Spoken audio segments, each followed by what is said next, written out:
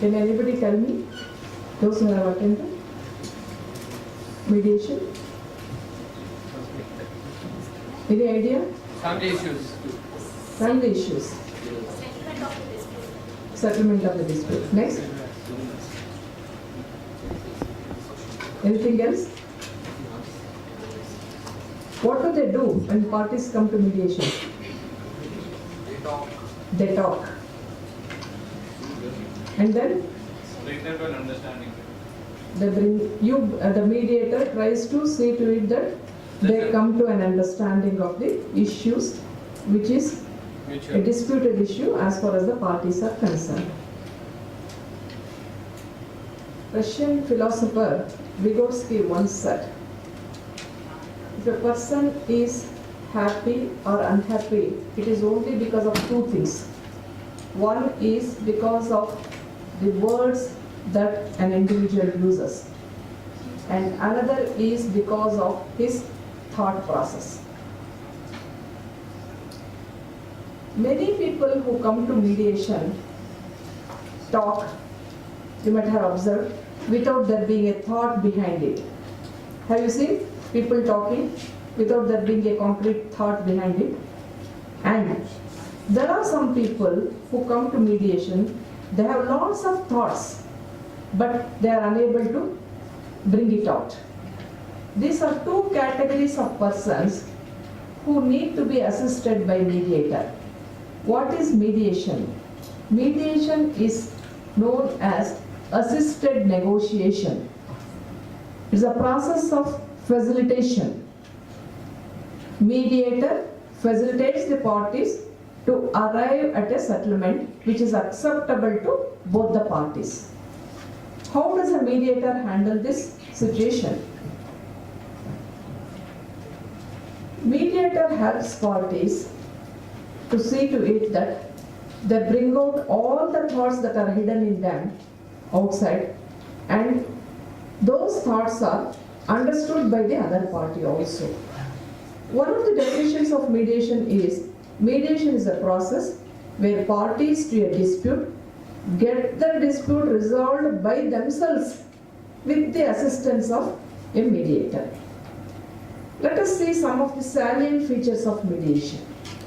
Before seeing the salient features of mediation, I would like to tell you a story and look forward to your interaction on the concept that I would like to see to it that it is evolved here itself. There was a rich man. He had a servant. The rich man had two children. One was aged around 8 years and the other one was aged around 7 years. The servant had a small young boy.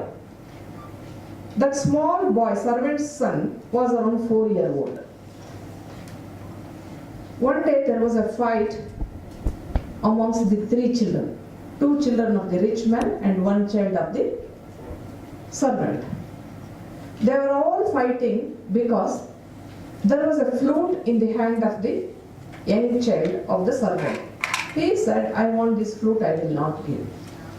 The second son also said, I want it. First son also said, I want it. All the three went in front of the rich man.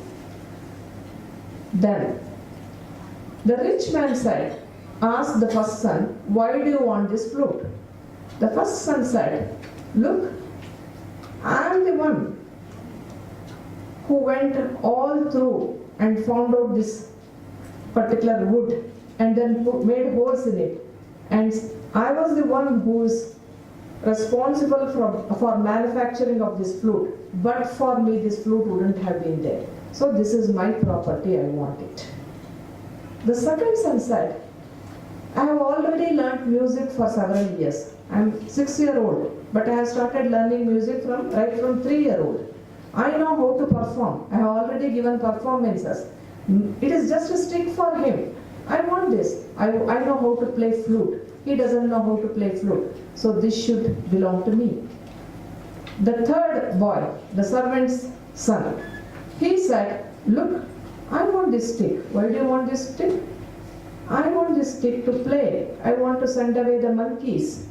I want to play role play of it, master and teacher. I don't go to school, but I want to have dummy figures here, and then I want to see to it that I am controlling all the students here. I want to play teacher and students role play. So without a stick, how can I play the role play of teacher and students? I want this stick for this. Now, the case has come before you. How many of you say to whom it should go? Please, each one of you can give your own opinion. How many of you say it should go to the first son? Please raise your hands. First son who has manufactured the flute. How many of you say? You say. Yes. How many of you say it should go to the second person who knows how to play the flute? There are about 15, 16 hands. Okay. How many of you say it should go to the third boy, servant's son, poor servant's son? Not even one hand for the poor servant's son. One. Yes, but there are some hands which has not risen at all. That means they don't want these three to get, any of these three to get the flute, but they probably want the flute too. They want to have the flute, is it? Yes. Sir, आप बोलिए हाँ. Sir. Madam, Kannada barutta. Kannada barutta, but you tell in English because others should understand. You please tell as to why you want the flute to be given to the first son who manufactured the flute. So he was the one initially found the wood and then made sure.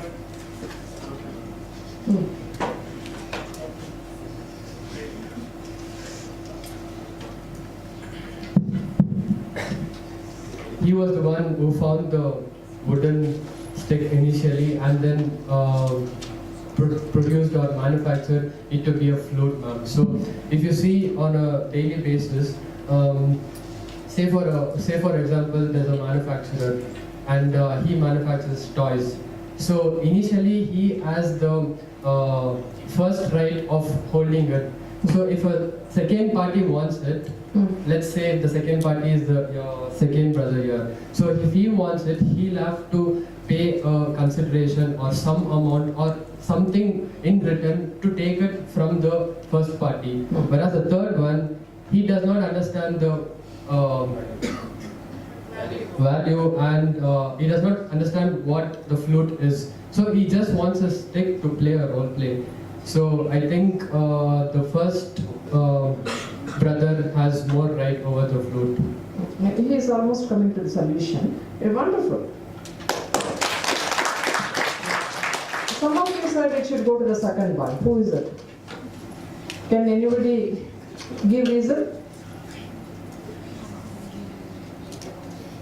Can anybody give reason? Yes. Please. You are all going to be lawyers tomorrow.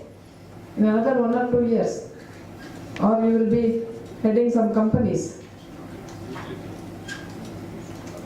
See here. A thought unembodied in words remains a shadow.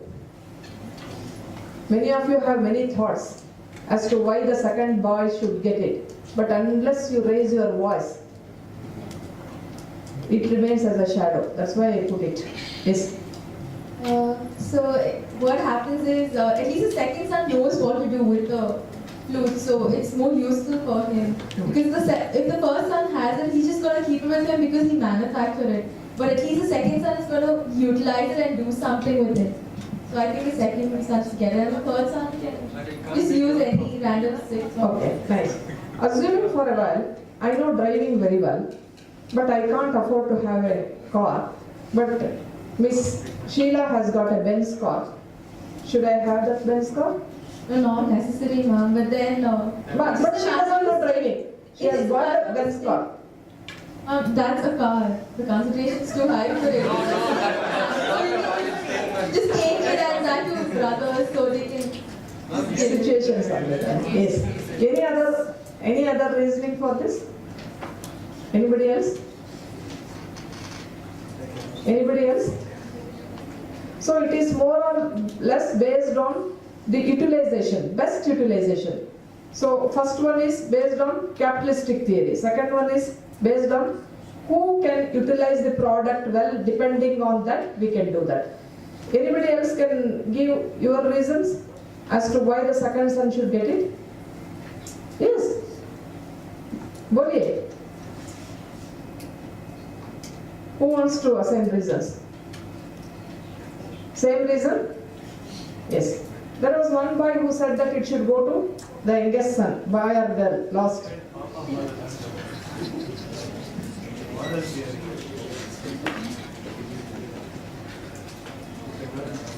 So I believe it should go to third person. It's not a very logical personal opinion, because I think since he belongs to a certain family, he has the incapacity to actually afford a flute payment in this case. So, incapacity to afford a flute in this case. Since he already has possession, correct me if I'm not wrong, ma'am. Like he has the possession of the flute, so I think it should just remain with him, and the other boys can actually buy a new flute. So, it is more based on a socialistic theory. That means the poorer should be, the requisites of the poor person should be considered vis-a-vis the requisites of a rich person. That's how you have analyzed it. Can anybody give any thought as to how all the three persons can be satisfied? That should be sold and the return should be given to 3.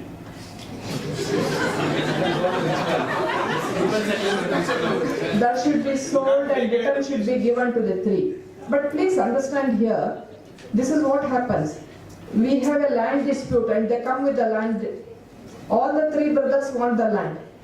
Then if we say you sell it, no, I want the land itself. So you should ask the other. Every person will not be interested in taking the money. There may be some persons who are interested in taking the money part of it. See here, there are 2 persons. Look at the background. 2 persons are from rich background. Money may not be the criterion for them. That's not the criteria. So you have to understand the problem, not just the problem, but from the background of it you have to analyze and understand the problem. That's where we are looking at. Now, any other person? Ma'am, if the rich man was so wise, he will tell the second brother to teach these 2 brothers how to use a flute, and then all the three will Use it. properly. Okay. The first son can just make another flute because he has that. Wonderful. Who is it? Yes, yes. Tell me. Yeah, I think the first son, the first child can just make another flute because he has that skill. The third boy, it does not matter to him if it's a stick or a flute, so you can just replace it with another stick. Okay. So there is an enlargement of the pie in the sense the first boy can be requested to make another flute and the second son can have it, and for the third child, all that the child needs is a stick to play with. So instead of flute, a stick can be replaced. You are bringing an external element. The disputed subject matter was flute, but how much you are bringing here? You are bringing an additional flute there, number 1, and you are bringing an additional stick there. 2 extra things came out. One more point, can anybody still look at some other options? Turn by Huh? Yes, yes. turn by. Turn by turn. Turn by turn. Now you see, assuming for a while the matter goes before the judge. If he has a socialistic approach, he will pass a judgment in favor of the third son, like that, madam. If he has got something towards this utilitarian theory or something of that kind, then he would pass a judgment in favor of the second child. Or capitalistic view, first one will get it. Because he is the manufacturer, he is the holder, he has to get it. It is his property, he can use it as he wishes to use it. But any judgment in favor of one person will make the other 2 unhappy, isn't it? What we are looking at through mediation is not just end of litigation, but end of dispute per se. Mediation looks at and focuses on end of dispute, but not just end of litigation itself. In litigation, what happens is, any person who is unhappy will take it on appeal. The consequences will be too much. The servant's father may quit the job. The entire family of the rich person may get topsy-turvy because the servant who had been with him for 20 years is living because of this one flute. All these things are extra additional burdens.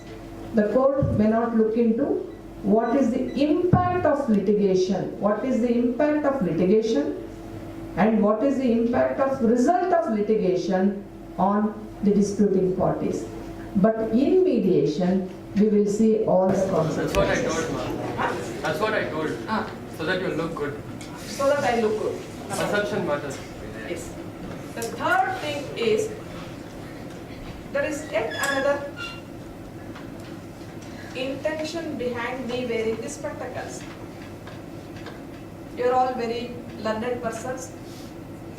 Supposing I have to come here, it should give me a genius look. If I wear spectacles, it gives a genius look to me. So, wow, correct. Every human being wants to be appreciated. Thank you. So, this is another reason. Which reason is correct is known only to me, to none else. Supposing I say, here, I want to look like Shabana Azmi sir, I have forgotten that spectacles, I wanted to wear it today. Can you get it? Madam, at this age you want to look like that. Why do you want it? Somebody may say. Then I will say, okay, leave that, I don't want that at all. Or, anyone here who is a fan of Shabana Azmi may run and go 2 kilometers away where my car is parked and bring it. If I say, I am already 56-year-old, I can't see anything without the spectacles, then many of you may go, or our Dean, Mr. Subramaniam sir himself may go and get this. That reasoning may appeal to him. That's where we say, in mediation what we do is, we shift the mindset of the parties from position to interest. We ask one group of parties, what do you want? Let me list 1, 2, 3, 4, 5. We go to the other set of parties, make a list, what do you want? 1, 2, 3, 4, 5. Then we ask them, let us go to first point here. You said you wanted this, why do you want this? I want spectacles, I want to look at it. You want to, okay, it's your choice, but do you want to look like Shabana Azmi, no? Also? Okay, take it off. When you ask why, many of the number of wants will get reduced. Out of 10 wants, it gets reduced to 1 or 2 wants. Do the same exercise here also. They have 1 or 2 wants here. Now you can handle, because number of wants are reduced. When you go and ask your father, I want motorbike to go to CM or law college. Immediately he will ask you, why do you want? You should have a valid reason, which is not just a valid reason from your perspective. It should be a reason which is acceptable to the other person. When this party says, out of 10, madam, I have removed 8, these 2 I am very particular, then we will definitely ask him again. You said you are focused about these 2 wants. Do you think the other party will accept? No, he will not accept. Why do you think he will not accept? He will give this reason, they will only tell. How do you overcome that? They will only give. So from whom the solutions are coming?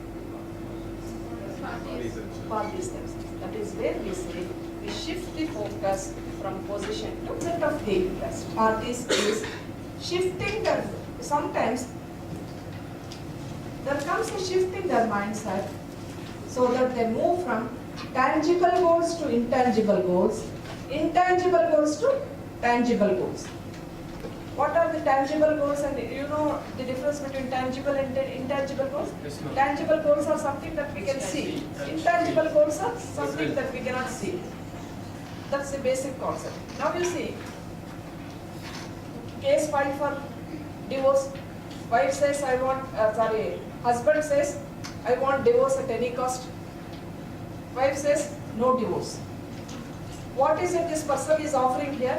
I am ready to give 1 crore as alimony to the wife, but she should give me divorce. He is offering tangible good. The wife says, I don't want to give divorce. During the course of mediation, we ask her reasons as to why she doesn't want to give divorce. Your husband has been in Gulf country for the past 20 years. You have been here. There is no relationship of husband and spousal relationship between the two of you. You are living in a poor condition. He is giving you 1 crore, which is a fabulous money for you. You and your daughter are staying in a slum. Why don't you? What is preventing you from accepting this? What is preventing you from accepting? Because virtually it's a case of divorce only. May not be on paper, but it's a case of divorce only. She says, I don't see that I'm still wife of so and so, practically speaking. I understand that. But I will agree for divorce after my daughter gets married. This may be one of the reasons. Or she says, in the interest of the child, I want to see to it that the divorce doesn't happen, and he also stays with me at least as long as the marriage takes place. When this information with the permission of the party is taken to the other side, the other party feels very satisfied and he says, yes. So he says, I would like to stay with the parties, continue my relationship with the party for some more time, so that let my daughter get married. The process continues, they continue to have access to each other, and at the end of the day he says, Madam, I feel this is a more happy situation for me. I don't want to give divorce at all. What has happened here? Ultimately, at the end of the day, even if mediation has failed, the communication should open between the parties. That is the basic thing that a mediator has to look into. Mediator cannot force the parties to arrive at any settlement. So with this background in mind, let me take you through what we do in mediation and how do we do. One is, primary thing is, this mediation is considered as one of the alternative dispute resolution mechanisms.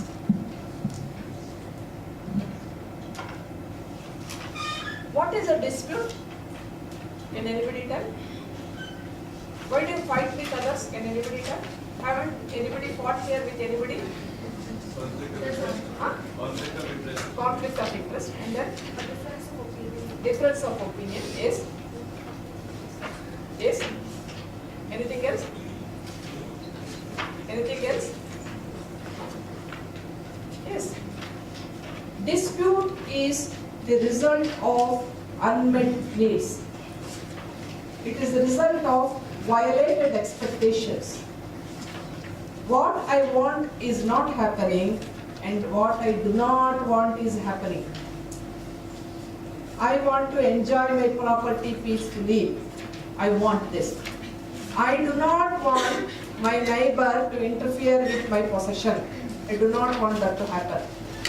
What I want is not happening. What I do not want is happening. He is throwing everyday banana husks to my compound. Chicken pieces he is throwing to my compound. What I do not want is happening.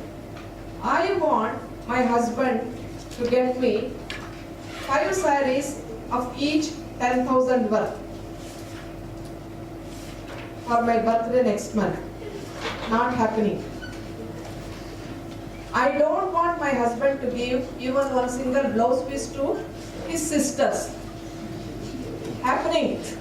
Her birthday is somewhere in December, but already has got 10 sarees for him. So in mediation, we address not only what does a person want to happen, but we also address as to what he does not want to happen. Many a times it so becomes that a person is more focused on what should not happen than what should happen. So there also we bring a shift in the mindset of the parties And that mindset, the shift is not brought by us, but by the facilitation process. They get the mindset shifted from what they want from what they do not want to happen. And this is another technique that we use. Now you see, one is dispute. Somebody here very well said that it is conflict of interest. Another thing that is one of the reasons for this dispute can also be conflict. Some disputes arise out of conflict. Some conflicts arise out of dispute. What is a conflict? Conflict is a serious disagreement between two persons, which is not short-lived, which is long-lived, and there's a serious threat to the interests, needs, wants, and goals of two persons that are overlapping with each other. This definition may be difficult. I'll give you a small example.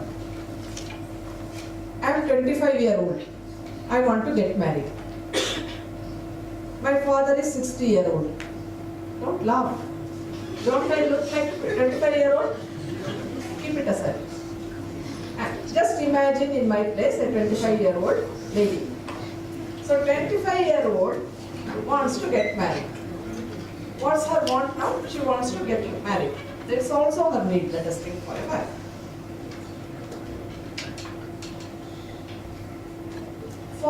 My father is around 60-year-old or 65-year-old.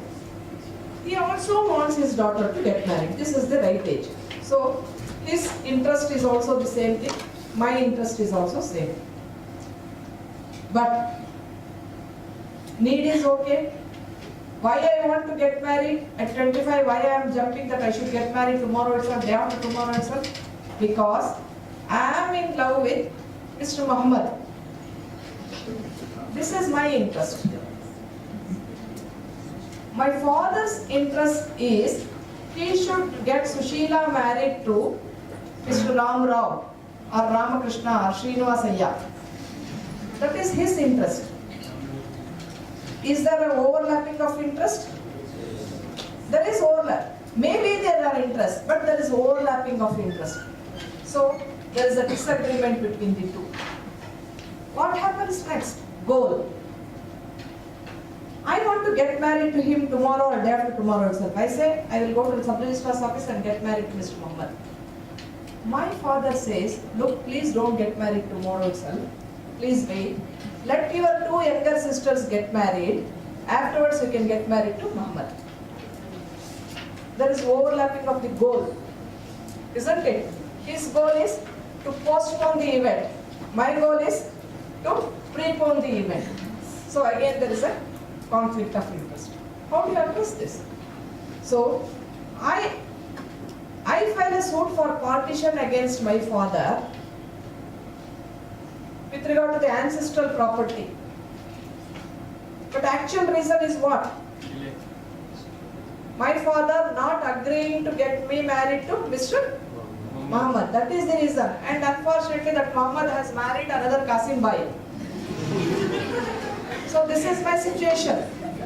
This is the background. This is very painful situation. Please step into the shoes of another person and understand that. That is how we see this. Now in mediation, the first thing that we do is we introduce ourselves, we greet them, and then we welcome them.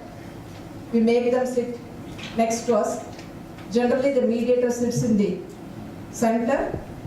On one side, parties are made to sit. On the other side, the other opposing parties are made to sit. Next to parties, the advocate sits. Next to advocates, the third party sit. For example, plaintiff is the daughter. Daughter will sit here. Next to daughter, the advocate will sit. Next to advocate only, daughter's relatives, any of her relatives or friends or anybody, third parties are made. This process is a voluntary process. You can resolve your dispute with our assistance. That's all we will do. We will give a simple definition of mediation. Then we will tell, next step is we will tell what is our role as a mediator. That means mediator is a neutral person, I will tell I am a neutral person. I have no interest either in the subject matter of the dispute or in either of you. I will also say I will be totally impartial. This is the second step. First, I will tell what is mediation. Second, I will tell about the status of mediator as a neutral and impartial person. Then I will tell them how the mediation process goes. I will tell them, look, let me explain to you how the mediation process goes. Have you seen, many of you have attended Bangalore Mediation Center, the opening statement made by the mediators, how many of you have seen? Only one, two, opening statement they did it, yes. We will explain them about the process. I'll tell. In the joint session, first there will be a joint session. Stages, this is one important thing. First, all these things up to this comes under introduction category. Then comes joint session. In the joint session, the mediator will first speak to one of the parties who has filed the case at the first instance. That party can disclose all the disclosable information to the mediator. The mediator will make a restatement of it in 1 or 2 minutes time, the gist of it. If there is any corrections to be made, the party is free to make any corrections. Then the lawyer will speak on the legal issues. Similarly, this side, the opponent party will be requested to speak about the facts of his case, which he wants to disclose to the mediator in the presence of the other party. The mediator will tell the gist of it. If the mediator has not understood him or her properly, that party can correct the mediator. Then the lawyer will speak to the mediator will request the lawyer to speak on the legal issues. Third parties are not allowed to speak in the joint session. Then mediator will tell what are the ground rules to be followed. In the opening statement itself, she will explain all these things. What are the ground rules? When one is speaking, the other should not speak or interfere or intervene. No use of unparliamentary words. All should switch off mobiles. You should maintain the decorum. You should give respect to all. After joint session, the private sessions will start. In the private session, each party will give sufficient time to speak to the mediator. The third parties can also speak, and once the mediation matter is referred, once a matter is referred to mediation, for 60 long days the mediator can hold the file. In this 60 long days period, any number of sessions can be had. It can be only private session, or it can be private session and joint sessions in between also. During this process, if there are any confidential information, it can be revealed by one party to the mediator. The information revealed by one party to the mediator will not be revealed to the other party unless permission is given to reveal it. Assuming for a while matter is not settled before the court, in the mediation, then if the matter goes back to the court, no court can summon the mediator as a witness to find out what transpired in mediation. All the notes made by the mediator will be torn there itself. No questions can be put in cross-examination to the parties as to what transpired in mediation. So completely, the whole process is totally confidential. After all these things, the joint session should start, isn't it? The mediator will ask, please tell me the facts of your case. What do you want to tell? Then so and so will start telling the facts. You will tell them, look, you please tell those facts which you want to disclose in front of the other side. What happens here is, we use lots of skills. One of the wonderful communication skills is setting an atmosphere. We set an atmosphere, a controlled atmosphere, to see to it that a person is heard patiently by the other person. Many times the cases get resolved. The party comes and tells us, Madam, all these years I wanted to tell all these things to my husband. He never allowed me. Chup, chup, chup. He was always shutting me like that. Today I am happy. If he wants to give divorce, let him give. If he doesn't want to give divorce, let him not give. I am not bothered. But today I am happy. This is all I wanted. Look at this. Many times husbands also tell this. Madam, all these years, I wanted to explain these things to my wife. She never understood. She said, you are always supporting your mother. You are not supporting me. She was always telling this. Today I have explained all these things. There's a transformation. That's where we set an atmosphere for the parties to tell all the disclosable factors.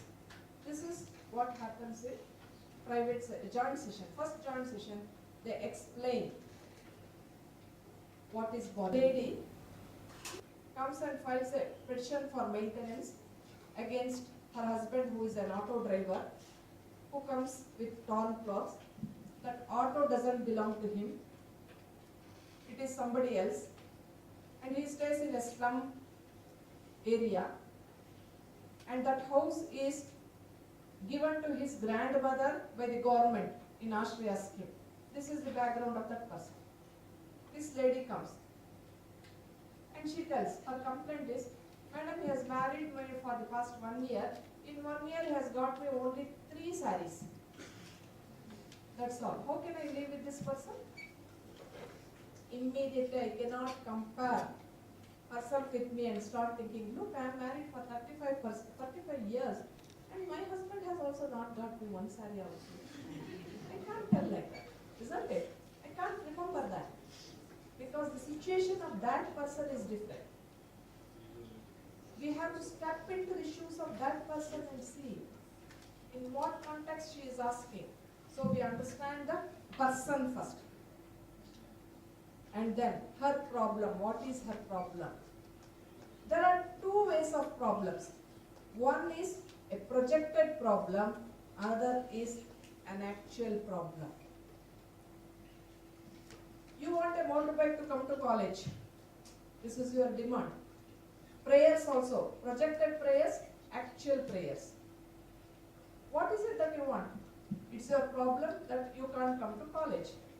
For that, is it the only solution? Your father should get you bike. Is it the only solution? Or there are other solutions also. But in your mind you think that being a CMR law college student, you can come to law college only if there is a bike. That is the solution with which you are focused. Then, during private sessions, we see to it how different options are available. Prayers also, there are 2 different types. Projected prayers, actual prayers. See, for example, a petition for restitution of conjugal rights. You know what is this? What is it? A husband or wife asks for a decree from the court so that the other spouse joins that person. For example, wife files a petition for restitution of conjugal rights means she wants her husband to take her back or come and live with her as a husband. Likewise, husband can also say, my wife has gone to her matrimonial home, she has not returned, she has to come back and start living with me. This is his case, restitution of conjugal rights. One restitution of conjugal case was filed. The wife said, after first 2 sessions itself, on the first day itself, she said, Madam, I am ready to go with him. Every time she comes very beautifully dressed, with beautiful lipstick, hairstyle, everything very grand, and she comes with a bag also ready to go. This person says, next week. Arre, kya hua? Then I ask him, look, you said you are not staying with, your wife is not living with you for more than 3 years. That's what you have written in the plaint. And the case has gone almost 3 years. That means in 6 years you are not with your wife. How difficult it would have been for you. What did you do? This one, Madam Ji. It was very difficult. But for that Sukanya, the whole thing would have been different. And look at the cause title. The wife's name is Shaila. Who is this Sukanya? Again, I come to him in private. You were telling about some Sukanya. Can you tell me something more about Sukanya if you don't mind? He says Sukanya is so good, this good, that good, everything over, and then he says, I have already married her and there are 2 kids. Why? You have already married and have got 2 kids, then why did you file this petition for restitution of conjugal rights? He said, my lawyer told me that in case your wife files 498A petition, to get a bail it will be very easy. So, actually what does he want here? He wants divorce. Actually what is it does he want? He wants divorce. But the projected prayer is restitution.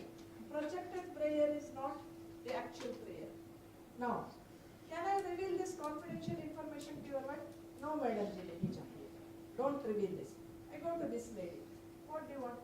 Madam, whatever it is, husband is a husband. I want my husband.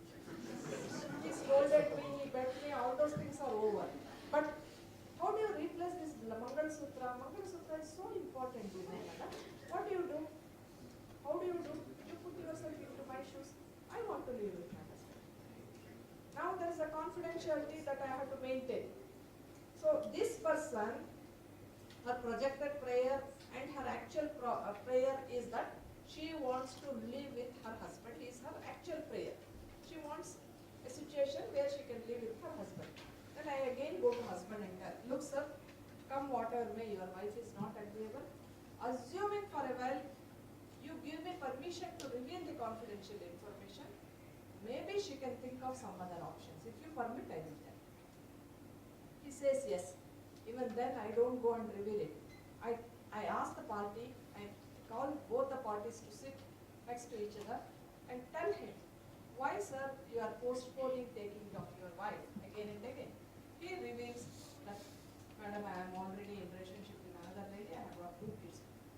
She listens to it. See, confidential information, tomorrow there should not be an allegation that mediator has revealed the confidential information.